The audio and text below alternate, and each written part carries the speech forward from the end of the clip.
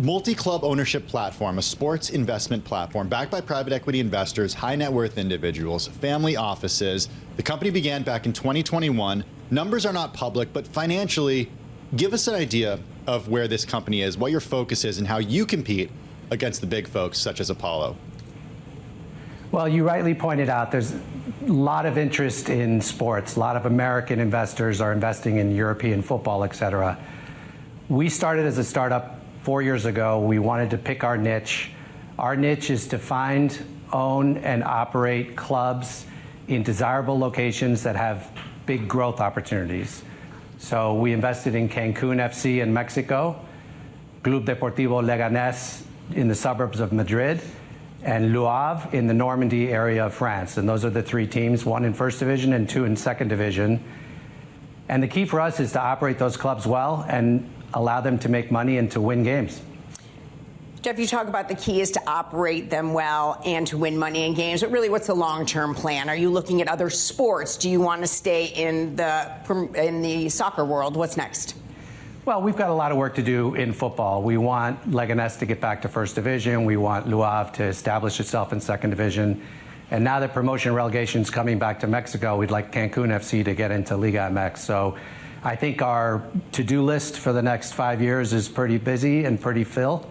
But I think over time, we will certainly look at other sports, but right now our focus is football. I want to talk a little bit. You were with the Houston Astros. You were fired after a baseball scandal. You have denied any wrongdoing, but you are going now and asking people for money. Has there been any issue when it comes to trust?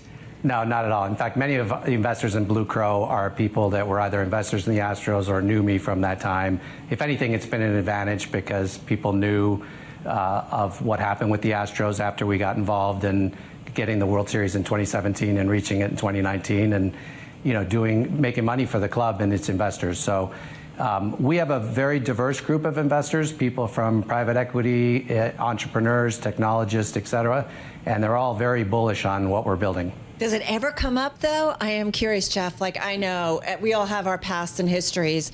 And I just think, sometimes when it comes to money, people do at least be like, well, let me just talk to you a little bit about this before maybe I think about investing.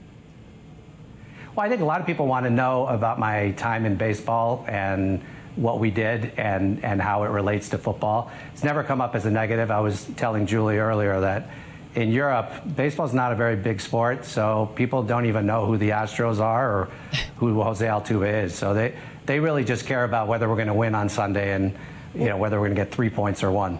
Hey, one thing I want to ask you too, though, Jeff, when it comes to owning a team, is it a buy and hold strategy, or because you have investors, is it buy, hold, build up, and then sell for a premium so that there are returns to your investors? I'm just curious. That's a great question. And the way to make money in football, as you noticed, is you can either hold and sell for more than you bought, but you usually have to cover losses in the meantime. But we're trying to run these clubs to win and grow revenue and eventually be profitable so that we can potentially return some money to our investors as we go along. We're not looking to buy and flip. A lot of the things that we do in our clubs require 3 or 4 years, 5 years for them to start working. And that's why, for us, we're talking about more long-term holds.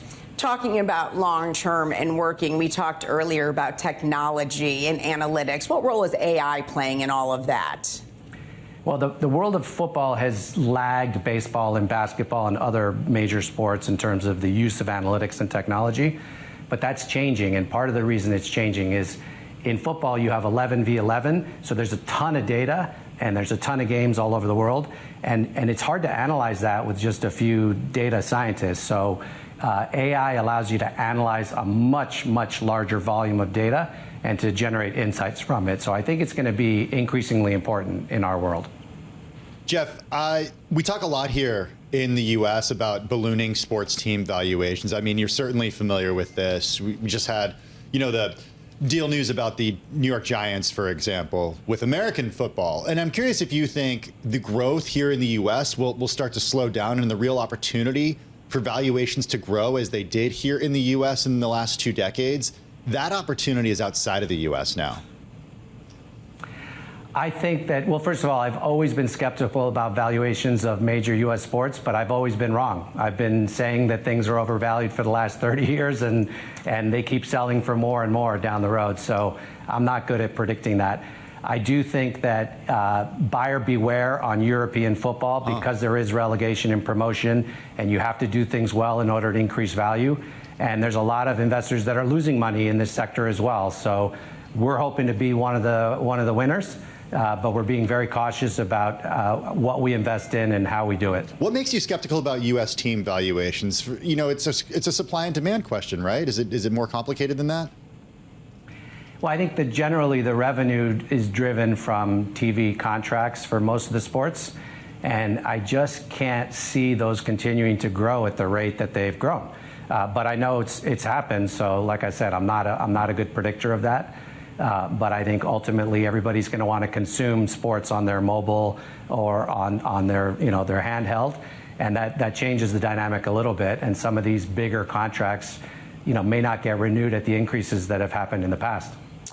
This is going to be a very big time for football coming up with the World Cup. We have here in Dallas, we have the most matches. Houston, your hometown, has a lot of matches as well.